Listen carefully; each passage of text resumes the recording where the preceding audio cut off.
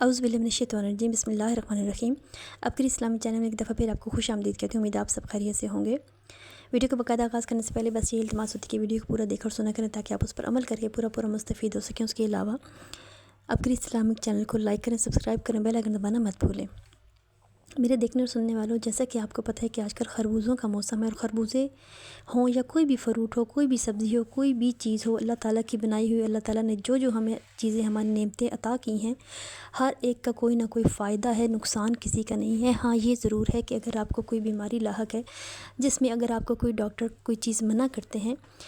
تو وہ اس صورت میں ہی منع ہوتی ہے کہ جب اس کا کوئی نقصان ہو رہا ہو، جس کو آپ زیادہ اوور ایٹنگ کر رہے ہوں تو اس کی وجہ سے آپ کو اس چیز کا نقصان ہو سکتا ہے، ورنہ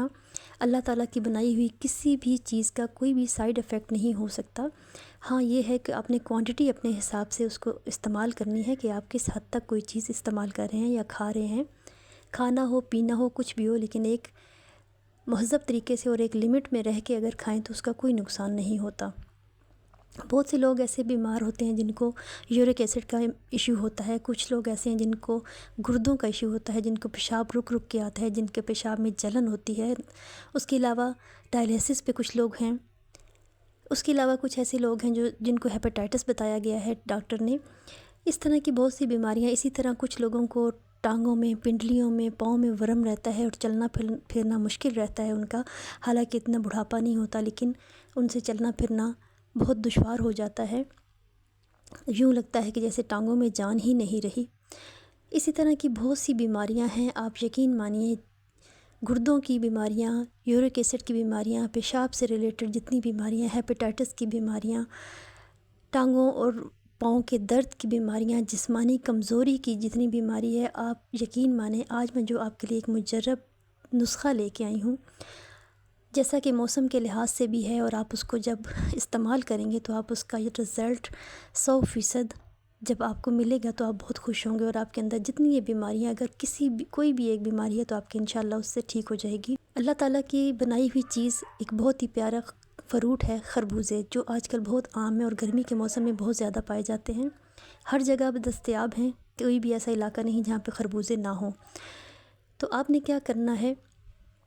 جو بھی بیمار اس بیماری سے گزر رہا ہے، اور ویسے بھی اگر بیمار نہیں بھی ہیں تو اگر آپ ہفتے میں ایک دفعہ اگر یہ شیک پی لیتے ہیں تو آپ کو بہت اس کا فائدہ ہوگا۔ آپ نے کیا کرنا ہے، ایک خربوزہ لینا ہے، نارمل سائز کا خربوزہ لے لیں، بہت بڑا ہوگا تو وہ آپ سے پورا پیا نہیں جائے گا، آدھا کر لیں اگر بہت بڑا ہے تو۔ لیکن آپ نے کیا کرنا ہے، اس کو لے کے خربوزے کو پہلے دھو لینا ہے اچھی طرح، اس کو باہر سے سارا دھو کے چھلکوں سمیت آپ نے اس کو بلینڈر میں ڈالنا ہے، چھلکوں سمیت، چھلکے، بیج، جو بھی اس کی آپ کو انتڑیاں نظر آئیں، کچھ بھی ہو، آپ نے ان سب کو بلینڈر میں ڈال کے تھوڑا سا پانی شامل کرنا ہے تاکہ اس کو بلینڈنگ اچھی ہو جائے۔ آپ نے اس کا جوس بنانا ہے، اور ایسے مریض جو میں ذکر کر چکی ہوں، کوئی بھی ان میں سے کوئی مریض ہے تو اس کو آپ نے دینا ہے۔ پینے سے پہلے مریض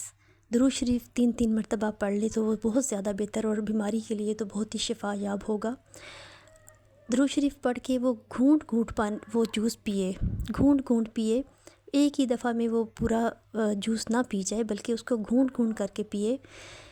آپ یقین مانیے جتنی بیماریوں کا میں نے نام لیے ہیں، اس سے بھی کہیں زیادہ آپ کے معدے سے ریلیٹڈ بھی کوئی بیماریاں ہیں تو وہ بھی انشاءاللہ اس جوس سے بالکل ٹھیک ہو جائیں گی، اور آپ